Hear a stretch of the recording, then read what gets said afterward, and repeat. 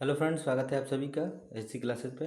दोस्तों, उम्मीद होगा आप अच्छे होंगे, अपनी तैयारी में लगे हुए होंगे। तो दोस्तों, आज हम लोग बात करने वाले हैं डीएलएड फर्स्ट सेमेस्टर का सामाजिक अध्ययन, जिसमें हम लोग अति लघु उत्तरीय प्रश्न के जो भी प्रीवियस ईयर्स आए हुए हैं और जो आने की संभावना है ना, उन सबको हम लोग आज इसमें शामिल करेंगे। लगभग 100 प्रश्न हैं आपके, 1 से लेकर 100 तक। अगर आप तैयार करते हैं तो ये आपके जो है अति लघु उत्तरीय प्रश्न है, इसमें से कोई बाहर नहीं जा सकता प्रश्न। चलिए हम लोग शुरुआत करते हैं सबसे पहले प्रश्न की। सबसे पहला प्रश्न कह रहा है कि महाभारत के जो लेखक हैं, ठीक है, महाभारत के जो लेखक हैं वो कौन थे? तो उनका नाम था वेद व्यास जी, यानी उत्तर हो जाएगा आपका वेद व्यास जी। ये 1 नंबर का प्रश्न होता है, आप इसको 1 नंबर में ही आंसर देंगे। अगला है कि भारत के 2 पड़ोसी देश के नाम लिखिए। तो उसमें होता है नेपाल और दूसरा होता है पाकिस्तान। तीसरा है कि जिले के मुख्य अधिकारी जो होते हैं वो कौन होते हैं? तो पहला होते हैं जिला मजिस्ट्रेट, और दूसरा होगा कलेक्टर, तीसरा नायब तहसीलदार, और ये तहसीलदार। ये 4 लोग हो गए। आपसे 3 ने बोला है, या जितने भी बोला है आप इसको लिख सकते हैं। आगे बोला है कि विषुवत वृत्त को कौन सी नदी जो है वो 2 बार काटती है? मतलब ये विषुवत वृत्त हुआ, तो आपको इस तरह ये 2 नदी इसको काटती है 2 बार। तो वो कौन सी नदी है? तो कांगो नदी है, या जायरे नदी के नाम से जानते हैं। आगे हम लोग बढ़ते हैं प्रश्न नंबर 5 की तरफ। कि सिकंदर के आक्रमण के 2 राजनीतिक प्रभाव बताइए कि जो पड़े थे। पहला हुआ था कि राजनीतिक एकीकरण हुआ। इसका मतलब ये हुआ कि जब भी जो छोटे छोटे राजा थे ऐसे अलग अलग, उन्होंने क्या हुआ, एक मिलकर उसके साथ लड़ाई लड़े, छोटे छोटे राज्यों की समाप्ति हो गई, एक बड़ा साम्राज्य बना। ये इसमें क्या हुआ, राजनीतिक प्रभाव पड़ा। छठा नंबर है कि भारत में मुद्रा की पूर्ति का नियमन जो है वो कौन करता है? तो वो करता है आरबीआई, यानी रिजर्व बैंक ऑफ इंडिया। ठीक है। चलिए आगे है कि पारिस्थितिक तंत्र जो होता है वो किसे कहते हैं?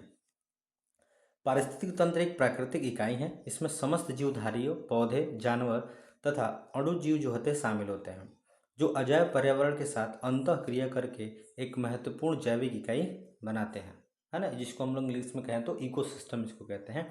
और ये बहुत ही महत्वपूर्ण होता है एक पर्यावरण के लिए। आगे हम लोग बात करते हैं, सूर्य से प्राप्त जो ऊष्मा होती है उसको हम लोग क्या कहते हैं? तो उसको हम लोग कहते हैं सौर ऊर्जा, जिसकी आजकल सबसे ज़्यादा उपयोग किया विकल्प खोजे जा रहे हैं। आगे बात करते हैं वर्षण किसे कहते हैं? तो वर्षा के विभिन्न रूपों को हम लोग वर्षण कहते हैं। जैसे हिम वर्षा हो गई, जल वर्षा हो गई, ओस हो गया, कोहरा हो गया, इन सबको हम लोग वर्षण की संज्ञा देते हैं, यानी वर्षण कहते हैं। भारत में शक्ति के 3 साधन बताइए। तो पहला है प्राकृतिक गैस, दूसरा है कोयला और तीसरा है खनिज। ये हमारे क्या है, 3 साधन है भारत में जिनका उपयोग करके हमें पावर जनरेट की जाती है। अगला दिया है कि जलमंडल क्या है? तो जलमंडल से तात्पर्य उस परत से है जो पृथ्वी की सतह पर झीलों, नदियों तथा महासागरों तथा अन्य जलाशयों के रूप में मिलती है। पृथ्वी की सतह पर लगभग 60% भाग क्या है, जल है। इसी कारण पृथ्वी को जलीय ग्रहण भी कहा जाता है। इसका मतलब ये हुआ कि अगर हमारे भारत जल पृथ्वी को देखा जाए तो लगभग 71% से क्या है, ऊपर क्या है, पानी है। तो इसी के लिए इसको क्या कहता है, जलीय ग्रह भी कहा जाता है।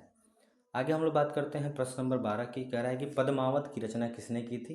तो पद्मावत की रचना जो की थी मलिक मोहम्मद जायसी ने किया था। ये फैक्ट के क्वेश्चन है कुछ, उसमें आप बना के नहीं लिखेंगे, आपका जो भी आंसर होगा वो टू द पॉइंट होगा। आगे बात करते हैं शिक्षा का महत्व किसके लिए है? तो आज के व्यक्तियों के लिए जितना महत्व भोजन, पानी, कपड़ा, हवा का है, उतना ही महत्व क्या है, शिक्षा का। क्योंकि शिक्षा ही है एक व्यक्ति को अन्य व्यक्तियों से अलग बनाती है, या पशुओं से अलग बनाने की जो काम करती है वो कौन सी है? शिक्षा ही है। 16 महाजनपदों में से कौन जो है 4 महाजनपद नाम बताना है हमें। तो आप कोई भी लिख सकते हैं इसमें, काशी, मगध, गांधार और कौशल, ये 4 हमारे जो यहाँ पे लिखे गए हैं। अब 16 में से आप कुछ भी लिख सकते हैं। सूर्य के वरुण की दूरी कितने करोड़ किलोमीटर है? तो अगर बात करें तो 450 करोड़ किलोमीटर दूर है। महर्षि वेदव्यास ने किस महाकाव्य की रचना की थी? तो उन्होंने किया था महाभारत की रचना की थी। आगे हम लोग बात करते हैं प्रश्न नंबर 17 की। कह रहा है कि कुशीनगर कहाँ है और ये क्यों प्रसिद्ध है? तो कुशीनगर जो है वो उत्तर प्रदेश में है। कुशीनगर को भगवान राम के पुत्र कुश द्वारा बसाया गया है, तथा यहाँ भगवान बुद्ध को यह तीर्थ स्थल है। मतलब कि भगवान जो बुद्ध थे, महावीर सॉरी भगवान बुद्ध, गौतम बुद्ध, उनको मतलब वहाँ पे उनका क्या है, तीर्थ स्थान है। ठीक है। आगे हम लोग बात करते हैं यातायात से संबंधित निम्नलिखित संकेत बनाइए। तो अगर आप संकेत बनाना चाहते हैं तो विद्यालय के लिए आप लोग देखे होंगे ऐसे कुछ सिस्टम बन जाता है। ठीक है। वाहन खड़ा ना करे, तो वहाँ पे वाहन का बना के ऐसे काट देते हैं उसको, नो पार्किंग, है ना। तो इस तरीके से यहाँ पे आप बना सकते हैं चित्र। आगे लिखा है कि यातायात के अंतर्गत बाएं मुड़ने का संकेत, बाएं मुड़ने का, तो अगर बाएं मुड़ने का संकेत है तो यातायात में ऐसे दिखाया जाता है बाएं मुड़ने के लिए, ठीक है। आगे हम लोग बात करते हैं पर्यावरण प्रदूषण के 2 कारण बताइए। तो सबसे पहला है कि नगरीय और औद्योगिकरण की अत्यधिक वृद्धि, यानी कि जैसे जैसे नगर बस रहे हैं, शहर बस रहे हैं, उससे क्या हो रहा है कि प्रदूषण जो हो रहा है ज़्यादातर क्या हो रहा है, बढ़ रहा है। क्योंकि लोग अधिक से अधिक वस्तुएं, जो भौतिक वस्तुएं हैं जो गांव में यूज़ नहीं होते हैं, उसका इस्तेमाल ये लोग कर रहे हैं। फिर साथ में कारखाने बहुत ज़्यादा तेज़ी से स्थापित किए जा रहे हैं, जिससे निकलने वाला धुआं हुआ, ये सब क्या है, पर्यावरण को प्रदूषण करने में हेल्प कर रहा है। तीव्र गति से बढ़ती हुई जनसंख्या, ये भी क्या है, एक तरह से पर्यावरण को प्रदूषित कर रहा है। वन विनाश, यानी कि वन की जो कटाई इतनी तेज़ी से हो रही है, वन खत्म होते जा रहे हैं, लोग अपना इंडस्ट्री या रहने की जगह बनाने के लिए वनों को क्या कर रहे हैं, साफ कर रहे हैं या काट रहे हैं। तो इस तरह से हमारा क्या है, पर्यावरण जो हो रहा है वो क्या हो रहा है, धीरे धीरे बढ़ रहा है। पर्यावरण का जो प्रदूषण है वो बढ़ रहा है। आगे हम लोग बात करते हैं प्रश्न नंबर 21 क्या कह रहा है, मापक के अनुसार चित्र मानचित्र जो होते हैं कितने प्रकार के होते हैं, तो उनके नाम भी लिखिए। तो मापक के अनुसार पहला है कि दीर्घ मापक मानचित्र, दूसरा होता है लघु मापक मानचित्र। अगला है कि ग्लोब जो है किसका प्रतिरूप है, तो ये आपको सबको पता है, पृथ्वी का जो स्वरूप है वो कैसा है, ग्लोब के रूप में दिखाया गया है। नगर निगम की आय का जो स्रोत होता है वो कहाँ कहाँ से, देखिए। तो पहला संपत्ति कर, यानी ज़मीन पर जो या मकान पर जो कर लगता है, हाउस टैक्स। तीसरा हो गया पानी व सफाई शुल्क जो लगता है, फिर वाहन टैक्स लगता है। इस तरह से नगर निगम के क्या है, इनकम के स्रोत हैं सब। आगे बात करते हैं प्रश्न नंबर 24 कह रहा है कि जिले में परिवार कल्याण के कार्य कौन करता है, तो मुख्य चिकित्सा अधिकारी करते हैं।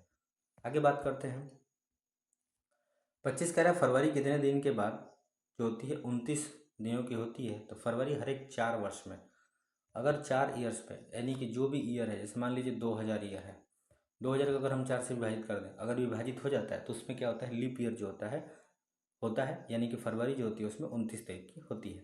यानी टोटल साल में देखा जाए तो 366 दिन होता है, लेकिन नॉर्मल में देखा जाए तो 365 दिन होते हैं।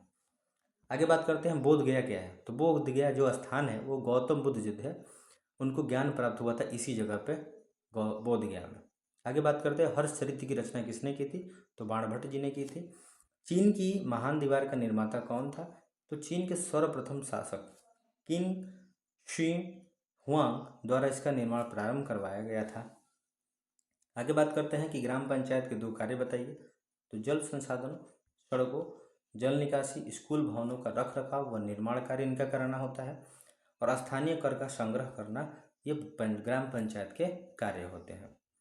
आगे बात करते हैं प्रश्न नंबर 30 की, कह रहा है कि सड़क यातायात संबंधी 2 नियम बताइए। तो पहला है कि गति सीमा से चलना चाहिए, यातायात सिग्नलों का फॉलो करना चाहिए, और अपने ही साइड से हमें चलना चाहिए। और भी आप जो भी आप लिखना चाहते हैं इसमें लिख सकते हैं। आगे बात करते हैं अक्षांश रेखा किसे कहते हैं। तो भूमध्य रेखा के उत्तर या दक्षिण धरातल पर दिए गए किन्हीं 2 बिंदु, किसी बिंदु से तथा पृथ्वी के केंद्र के बीच की कोण के माप दूरी को अक्षांश हम लोग कहते हैं। यानी कि जो भी रेखाएं ऐसे जाती हैं, ठीक है, ये ऐसी रेखाएं जो जाती हैं पृथ्वी पे, तो क्या कहलाती हैं, अक्षांश रेखाएं कहलाती हैं। लेकिन जो ही लाइन ऊपर से नीचे की तरफ आती हैं उसको हम लोग देशांतर रेखाएं कहते हैं। सॉरी। आगे बात करते हैं इतिहास की कोई एक उपयुक्त परिभाषा लीजिए। तो प्राचीन काल में घटित घटनाओं को का वर्णन ही इतिहास कहलाता है, यानी कि जो पीछे बीत चुका है वो सारा क्या है, इतिहास में शामिल किया जाता है। आगे बात करते हैं प्रश्न नंबर 33 की, कह रहा है कि जीवाश्म किसे कहते हैं। तो पृथ्वी पर किसी जीवित व्यक्ति रहने वाले अति प्राचीन सजीवों के परिरक्षित अवशेषों या उनके द्वारा चट्टानों पर छोड़ी गई छापों को, जो पृथ्वी के सतह या चट्टानों की परतों पर सुरक्षित पाए जाते हैं, उन्हें हम लोग क्या कहते हैं, जीवाश्म कहते हैं। सीधी भाषा में अगर देखा जाए तो मान लीजिए कि कोई ऐसा जीव है या कोई पौधा है, अगर वो मर जाता है या पौधा जो होता है वो सड़ गल जाता है, तो सड़ गल के कहाँ मिलेगा, मिट्टी में। मिट्टी में जो मिलता है उसी को हम लोग जीवाश्म के रूप में देखते हैं। आगे कह रहा है कि पाषाण काल के कितने भागों में बांटा गया है। तो पाषाण काल को 3 भागों में बांटा गया है, पूरा पाषाण, मध्य पाषाण और नव पाषाण काल। 35 नंबर कह रहा है गीजा की पिरामिड किसने और कब बनवाया था। तो इसे 2560 ईसा पूर्व में खुफू वंश के चौथे शासक द्वारा बनवाया गया था। अफ्रीका महाद्वीप की सर्वोच्च चोटी कौन सी है। तो माउंट किलिमंजारो इसकी सर्वोच्च चोटी है। आगे है विक्रम साराभाई अंतरिक्ष केंद्र कहाँ स्थित है? तो तिरुवनंतपुरम यानी केरल में स्थित है। मोहनजोदड़ो का संबंध किस नदी से है? तो मोहनजोदड़ो का संबंध जो है वो रावी नदी से है, जो हड़प्पा सभ्यता से संबंधित है। आगे हम लोग बात करते हैं कि सिंधु सभ्यता की लिपि कौन सी है? तो सिंधु सभ्यता की लिपि जो थी वो चित्र लिपि, यानी कि चित्र बनाकर वो क्या करते थे, किसी को अपनी बातों को, भावनाओं को समझाते थे या समझते थे। पुरातात्विक स्रोतों के नाम लिखिए। तो खुदाई से प्राप्त तत्कालीन धातु या मुद्राएं, इमारतों या भवनों का अवशेष जो होता है ये पुरातात्विक स्रोत है। पुरातात्विक का मतलब हो गया कि जैसे पुराने समय में जो भी वस्तुएं हैं उसको क्या करना, जब किसी खुदाई के माध्यम से या किसी अन्वेषण के माध्यम से जब उसको बाहर निकाला जाता है, उसी को हम लोग कहते हैं। फायान किस वंश के शासनकाल में भारत आया था? तो चंद्रगुप्त द्वितीय के काल में भारत आया था। अंतर्राष्ट्रीय तिथि रेखा कहाँ से गुजरती है? तो अंतर्राष्ट्रीय तिथि रेखा जो है आर्कटिक सागर, चुकी सागर, बोरिंग स्ट्रेट या प्रशांत महासागर से गुजरती है। भारत के कौन से दो द्वीप समूह हैं? तो पहला है अंडमान निकोबार, दूसरा है जो लक्षद्वीप। ये भारत के दो द्वीप समूह हैं। अगला 44 का नंद वंश का अंतिम राजा कौन था? तो घनानंद था। अब इसकी मृत्यु के बाद था जो चंद्रगुप्त मौर्य ने राजा यानी शासन का सत्ता संभाला था, जो मौर्य वंश का था। आगे हम लोग बात करते हैं पाषाण युग को कितने भागों में बांटा गया है? पाषाण युग को 3 भागों में बांटा गया है, पूरा पाषाण, मध्य पाषाण व नवपाषाण। अगला 47 के हर्यक वंश की स्थापना किसने की थी? तो हर्यक वंश की स्थापना बिंबिसार ने की थी। 48 नंबर कह रहा है कि भारतीय संस्कृति के 4 पुरुष पार्थ कौन कौन से हैं? तो पहला है धर्म, दूसरा है अर्थ, तीसरा काम, चौथा है मोक्ष। अगला 49 नंबर कह रहा है सिकंदर का जन्म कब हुआ था और वह किसका पुत्र था? तो सिकंदर का जन्म जो था 356 ईसा पूर्व में हुआ था। उसके पिता का नाम फिलिप था। अगला है 50 नंबर कह रहा है प्रागैतिहासिक काल क्या है? तो जिस काल की घटनाओं का कोई लिखित विवरण प्राप्त नहीं हुआ था उसे प्रागैतिहासिक काल कहा जाता है। अगला है कि जिला परिषद के नाम पर जिला पंचायत कब बना दिया गया? तो जिला परिषद के नाम पर जिला पंचायत सन 1994 में दिया गया था, यानी कर दिया गया था। आगे बात करते हैं 52। मम्मी क्या है? तो शवों को रख रखाव करने की जो कला है उसको मम्मीकरण कहते हैं, यानी कि शव को क्या करते हैं, उस पर पट्टी लपेट देते हैं। ऐसे पट्टी लपेट के शव को क्या करते हैं, रखते हैं, उसी को हम लोग कहते हैं मम्मी। अगला कह रहा है कि किन्हीं 2 नदी घाटी सभ्यताओं के नाम लिखिए। तो पहला आता है सिंधु घाटी की सभ्यता, दूसरा आता है मेसोपोटामिया की सभ्यता। 54 नंबर कह रहा है हड़प्पा की खुदाई के जनक कौन है? तो हड़प्पा के खुदाई के जनक जो थे वो दयाराम साहनी जी थे। 55 कह रहा है कि मेसोपोटामिया का अर्थ क्या है? तो मेसोपोटामिया 2 शब्दों मेसो एवं पोटामिया से मिलकर बना है। मेसो का अर्थ है बीच तथा पोटामिया का अर्थ है नदी, यानी कि नदियों के जो 2 बीच के हिस्सा है उसी को हम लोग क्या कहते हैं, मेसोपोटामिया कहते हैं। मेसोपोटामिया की सभ्यता का विकास किन 2 नदियों के बीच हुआ था? तो वो दजला और फरात दो नामक 2 नदियों के बीच में हुआ था। आगे बात करते हैं कि कुम्हार के चाक का प्रयोग किस सभ्यता ने सबसे पहले किया था? इसका प्रयोग जो था मेसोपोटामिया की सभ्यता के सर्वप्रथम किया था, यानी कि वहाँ के जो लोग थे मेसोपोटामिया के, उन्होंने इसका प्रयोग सबसे पहले किया था। सांझ का तारा, भोर का तारा या सबसे चमकीला तारा या पृथ्वी का भगनी, यही अन्य नामों से जाने जाने वाला कौन सा ग्रह है? तो वह है शुक्र ग्रह। पृथ्वी का उपग्रह कौन है? तो चंद्रमा है, जो प्राकृतिक है। अगले बात करते हैं 60 नंबर की उल्का पिंड क्या है? तो उल्काएं प्रकाश की चमकीली धारी के रूप में दिखाई देती हैं, जो आकाश में क्षण भर के लिए चमकती और लुप्त हो जाती हैं। उल्काएं जो होती हैं क्षुद्र ग्रहों के टुकड़े एवं धूमकेतु द्वारा पीछे छोड़े गए धूलकण से होते हैं, यानी कि जब ये ऐसे निकलती हैं तो ऐसे उसका एक पूंछ की तरह से बन जाता है, उसी को हम लोग क्या कहते हैं, धूमकेतु। आगे बात करते हैं अर्थशास्त्र के जनक कौन थे? तो अर्थशास्त्र के जनक जो थे एडम स्मिथ थे।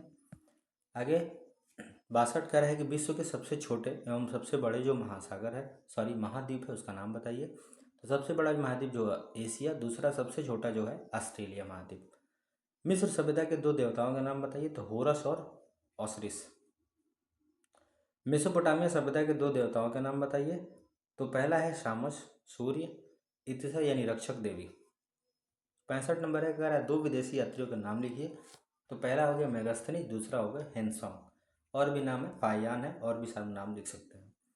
ईसा पूर्व के अर्थ बताइए। तो ईसा पूर्व का अर्थ है ईसा के पूर्व से जन्म से पहले, यानी कि अर्थात ईसा मसीह के जन्म से 100 वर्ष पूर्व यदि कोई घटना घटी हो तो उसे हम लोग ईसा पूर्व लिखा जाता है। आगे बात करते हैं प्रश्न नंबर 67 की। कह रहा है कि इतिहास का पिता किस यूनानी विद्वान को कहा जाता है? तो हेरोडोटस को कहा जाता है। अगला है, भारत के संबंध में हेरोडोटस ने कौन सा ग्रंथ लिखा? तो उसका नाम था हिस्टोरिका ग्रंथ लिखा था उन्होंने। जीवाश्म ग्रह कौन सा है? तो जीवाश्म जो ग्रह है वो चंद्रमा है। अगला है 70 नंबर, पुच्छल तारे धूमकेतु किसे कहते हैं? तो सौरमंडल के छोर पर बहुत ही छोटे छोटे अरबों पिंड विद्यमान हैं, जिन्हें पुच्छल तारे कहा जाता है। पुच्छल की तारे जो होते हैं सदैव सूर्य से दूर दिखाई देती हैं। सूर्य ग्रहण किसे कहते हैं? सूर्य एवं पृथ्वी के मध्य जब चंद्रमा का आना ये सूर्य ग्रहण कहलाता है। यह ग्रहण जो होता है वो अमावस्या के दिन होता है। चंद्र ग्रहण की स्थिति कब बनती है? तो सूर्य और चंद्रमा के मध्य में क्या हो जाता है? पृथ्वी जब आ जाती है तो वहाँ पे चंद्र ग्रहण होता है, और यह सदैव जो होता है वो पूर्णिमा का दिन होता है। यानी सूर्य ग्रहण जो होता है वो अमावस्या के दिन, चंद्र ग्रहण जो होता है वो पूर्णिमा का दिन होता है। आगे बात करते हैं कि अंतर्राष्ट्रीय तिथि रेखा किसे कहा गया है? तो 180 डिग्री देशांतर को अंतर्राष्ट्रीय तिथि रेखा कहा जाता है। प्रश्न नंबर 74 कह रहा है कि बौद्ध धर्म के प्रवर्तक कौन थे? तो बौद्ध धर्म के प्रवर्तक गौतम बुद्ध थे। अगला है कि महात्मा बुद्ध ने अपना प्रथम उपदेश कहाँ दिया था? तो उन्होंने सबसे पहले सारनाथ में उपदेश दिया था। महापरिनिर्वाण की घटना का आशय क्या है? तो महापरिनिर्वाण की घटना का आशय जो है महात्मा बुद्ध के देहावसान यानी कि उनकी मृत्यु के प्रक्रिया को कहा गया है। अगला कह रहा है कि किन्हीं दो पुराणों के नाम लिखे? तो अग्नि पुराण और शिव पुराण। अगला है, सिकंदर ने भारत के विजय अभियान कब से प्रारंभ किया था? सिकंदर ने भारत का विजय अभियान 320 ईसा पूर्व से प्रारंभ किया था। आगे बात करते हैं, कह रहा है कि अंतर्राष्ट्रीय तिथि रेखा किसे कहते हैं? तो 180 कहा गया है। सॉरी, ये प्रश्न रिपीट हुआ है। आगे हम लोग बढ़ते हैं। पंचायती राज व्यवस्था के कार्य करने के 3 स्तर कौन कौन से हैं? तो ग्राम पंचायत है, क्षेत्र पंचायत है और जिला पंचायत है। अगला है 85 नंबर, सौर मंडल के सबसे बड़े तथा सबसे छोटे ग्रह का नाम बताइए। सबसे बड़ा ग्रह जो है वो बृहस्पति है, सबसे छोटा ग्रह जो है वो बुध है। आगे बात करते हैं, मनुष्य ने सर्वप्रथम किस धातु का प्रयोग किया? तो उन्होंने सबसे पहले तांबे का प्रयोग किया था। आग की खोज किस प्रकार हुई थी? तो पूरा पाषाण काल में औजार बनाने हेतु एक पत्थर से दूसरे पत्थर को चोट मारते थे।